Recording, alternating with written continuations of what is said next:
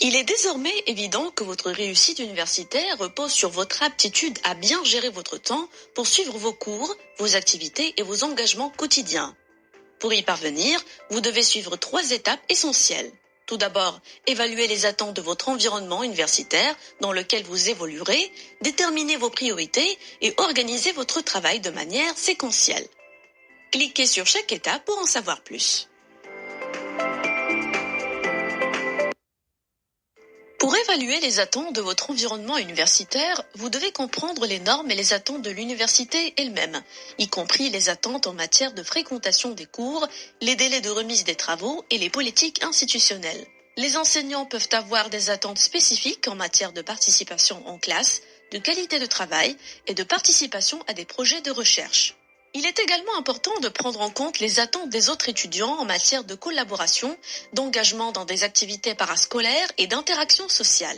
En comprenant tous ces attentes, vous pourrez mieux vous intégrer dans la communauté universitaire.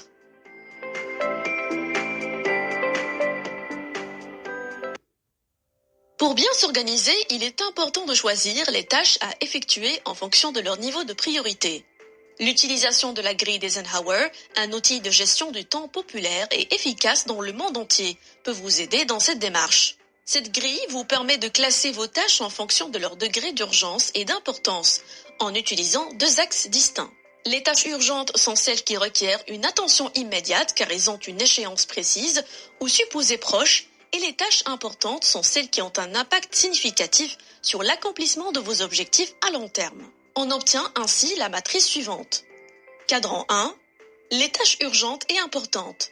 Cadran 2, les tâches importantes mais peu urgentes. Cadran 3, les tâches urgentes mais pas importantes. Et cadran 4, les tâches sans importance et non urgentes.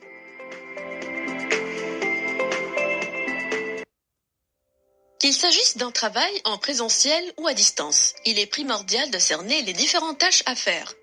Ce savoir-faire s'appelle le séquençage. La méthode Pomodoro est une solution de gestion du temps développée par Francesco Cirio dans les années 1980. Elle consiste à diviser la journée en plages de travail minutées. Simple à mettre en œuvre, mais ultra efficace en termes de productivité, la structure de base de la méthode Pomodoro est la suivante. Choisissez un objectif ou un travail à accomplir dans votre liste de tâches. Réglez votre minuteur Pomodoro. Travaillez pendant la durée définie. Lorsque le minuteur sonne, cochez cet intervalle de travail pour indiquer que vous l'avez réalisé. Après chaque session, faites une pause de 5 minutes. Après la 4e session, prenez une pause plus longue de 15 à 30 minutes. Remettez votre minuteur à zéro et répétez le processus.